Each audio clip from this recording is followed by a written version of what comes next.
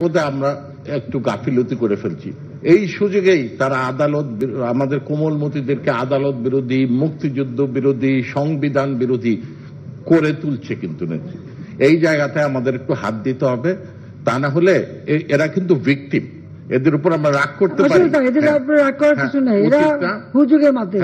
তারা ভিকটিম, এই ধরনের অপবুদ্ধিজীবীদের অপকৌশলের ভিকটিম, তাদেরকে আমাদেরকে মুক্ত করতে হবে।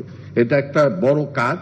আরেকটা বিষয়, মাননীয় প্রধানমন্ত্রী, আমি তো বিশেষ পত্রিকাগুলির সাথে আমাদেরও যোগাযোগ আছে, ওদের দুইটা হেডলাইন লেখা থাকে, যদি আপনি ভারতের সাথে বেশি চুক্তি করে আসেন তাহলে বলে দেশ বিক্রি, আর খবর নাই যদি আপনি একটু কনজারভেটিভ ডিল করে আসেন তাহলে কিছুই পায় নাই। আর চায়নার ক্ষেত্রে তো লেখা ছিল হচ্ছে যে চায়নার ডেট ট্র্যাপে বাংলাদেশ, কেন এত চুক্তি হয়েছে, কিন্তু আপনার পরিমিতির কারণে হেডলাইনটা চেঞ্জ করতে হয়েছে, যেটাকে তারা বলছে যে কিছুই পান নাই। আমরা তো ওখানে যারা ছিলাম দেখেছি যেসব বড় বড় কর্পোরেশন দৌড়াদৌড়ি করেছে, চুক্তি সই করলে 100 বিলিয়ন করা যেত, কিন্তু বাংলাদেশের রেস্ট্রেইনের সময় শ্রীলঙ্কার পথে বাংলাদেশ যাবে না।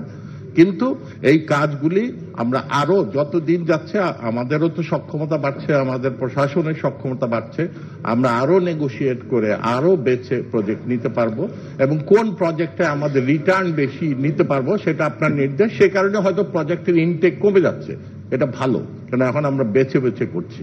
মাননীয় প্রধানমন্ত্রী, সর্বশেষে এই আমাদের কোটা বিরোধী এবং আমাদের শিক্ষক ভাইরাও যে প্রত্যয় যে স্কিম নিয়ে করছে, আমরা খুব সাধারণ মানুষ খুব কষ্ট পেয়েছি এই কারণে যে আপনি 17 কোটি মানুষের জন্য একটা স্কিম দিলেন, আমরা সবাই খুশি।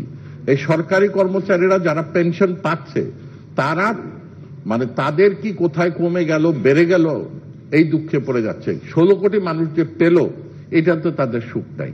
তো তারপরেও আমি বলবো প্রশাসন এবং শিক্ষকদের মুখোমুখি করানোর একটা চেষ্টা হচ্ছে, যে কোনো স্কিম যাতে একসাথে চালু হয়, তাহলে একজন আরেকজনের বিরুদ্ধে যেতে পারবে না। তাদের যে দাবি দেওয়াটা ছিল সেটা তারা একটা পাঠিয়েছে, আর সেখানে তাদের বেশ কতগুলি ভ্রান্ত ধারণাও আছে ওখানে, সেগুলিও সমস্ত আমি ইতিমধ্যেই 2টা পেপারে আমার পড়া এবং সেগুলো আমার মার্ক করাও আছে। এখন আর এর মধ্যে এটা তুলতে চাই না, এটা আমার কাছে সব লেখাও আছে, আমি নিয়ে আসছি। যে যদি প্রশ্ন ওঠে তো আমি মনে করি এখন আমি বলবো না, কিন্তু এটা যেখানে এটা করবো। যেটা কথা হলো সত্য, যে তাদের একটা ভুল ধারণা যেখানে বোধহয় কোনো পেনশন ফান্ড আছে, পেনশন ফান্ড বলে কিছু নাই। পেনশনটা দেওয়া হচ্ছে একেবারে যারা আমাদের ট্যাক্স পেয়ার, তাদের টাকা থেকেই দেওয়া হয়। এই বছর হচ্ছে এটা 32,000 কোটি, বললাম তো তাদের টাকা থেকেই, কিন্তু এর কোনো ফান্ড বলে কিছু নাই। তো আমরা যেটা করতে চাচ্ছি যে সার্বজনীন পেনশন স্কিম করে দিয়েছে সকলের জন্য। এই যে সাংবাদিকরা, যা আজকে কারো চাকরি না থাকলে কালকে তার কিছু করার নাই, কোথায় যাবে তারা, তার পরিবার কোথায় যাবে? সেই ক্ষেত্রে এটা এমন ভাবে করা যে আপনারা সবাই এর সঙ্গে যুক্ত হন, এমনকি আপনার পরিবাররাও হতে পারে।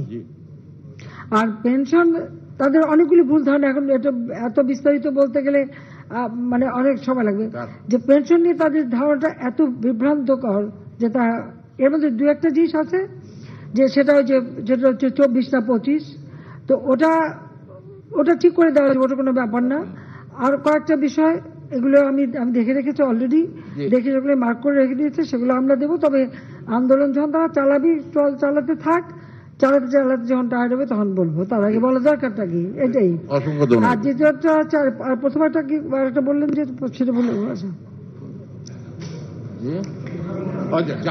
আমাদের জাতীয় সাংস্কৃতিক বিপ্লবটা সম্পন্ন করা, তা নাহলে আমাদের বাঙালি সংস্কৃতি এই সকল কিছুর একমাত্র রক্ষা কবচ, অন্যভাবে করা যাবে না, এটা আমাদের মনে হয়। এবং আপনি তার নেতা, আপনি কবিতা পরিষদ আপনার হাতে তৈরি, সাংস্কৃতিক জোটও আপনার হাতে তৈরি, আপনি শুধু আওয়ামী লীগের নেতা নয়, সকল সাংস্কৃতিক আন্দোলনের নেতা, সেই জন্যই আপনার কাছে দাঁড়ান।